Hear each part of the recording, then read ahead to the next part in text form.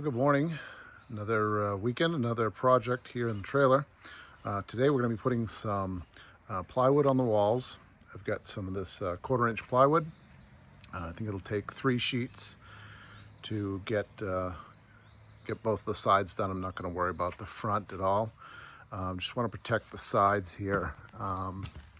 Just got this, thin wall aluminum, and something bangs into it, a load shifts or something. I don't want it to get dented. I want to have a little protection there. So I don't think it'll be too bad. I can do pretty much a full sheet along that side. I'll have to cut a little bit off so that it falls on a one of the vertical supports. And then we'll have some angle cuts on those 2 front pieces. And then we'll get a short piece here before the door. But all in all, I don't think it's going to take a lot of time. So let's get started.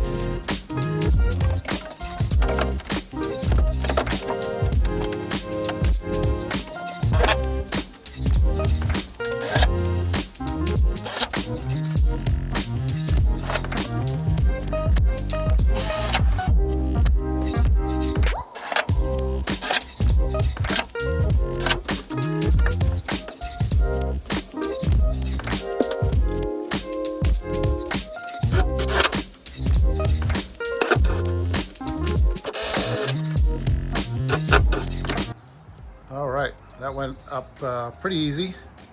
Had a little difficulty down there in the corner. You might notice that that plywood's got some printing on it. This is actually underlayment for flooring, and it's got that printed pattern on one side. But you know what? It's all going to get painted, so never going to see it. But I just got to put my light switch back up. My battery died. The battery for the lights died about halfway through the project, so we'll get that charged back up.